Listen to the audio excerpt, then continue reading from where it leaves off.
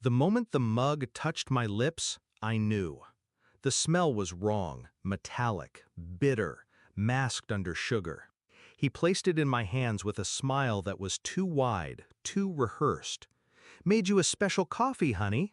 I tilted my head, smiled back, soft, obedient. How sweet. Inside, my pulse slowed. Not fear, calculation, because I already knew what he was trying to do. When I first met Daniel, I mistook attention for love.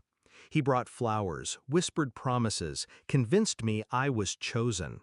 His family welcomed me, at least on the surface, but beneath their smiles lurked poison. His sister, most of all. She mocked my clothes, my job, my silence. To her, I was weak, a guest in my own marriage. But weakness is just patience wearing a mask. Over the years, Daniel changed. The affection rotted into contempt. He grew secretive, restless, bitter at my existence. I caught the late-night whispers, the texts half erased, the sudden financial withdrawals. He thought I didn't notice. I always noticed. And when the strange powders began to appear in the kitchen cabinet, labeled as herbal supplements, I knew what he was planning. So that morning, when he handed me the mug, I played my part. I lifted it slowly, inhaled, smiled. Then, as I lowered it, I set it down near hers, my sister-in-law's mug, waiting on the table.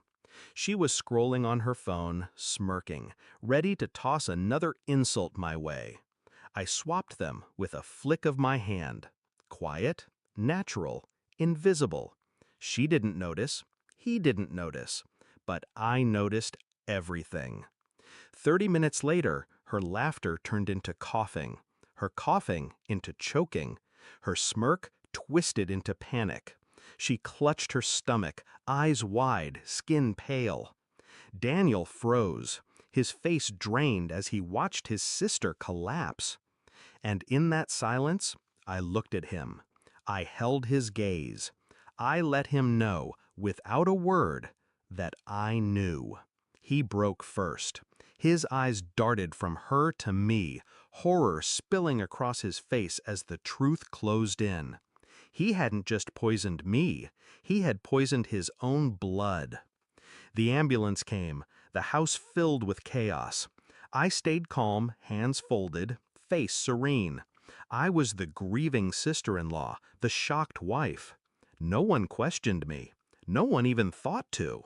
But Daniel, he couldn't keep still. His voice cracked when he tried to explain. His hands shook when the paramedics asked simple questions. And when the police arrived, because hospitals report suspicious poisonings, they didn't look at me. They looked at him. I had already prepared. Weeks before, I'd photographed the supplements he hid, sent copies to my email, tucked receipts away where no one could touch them.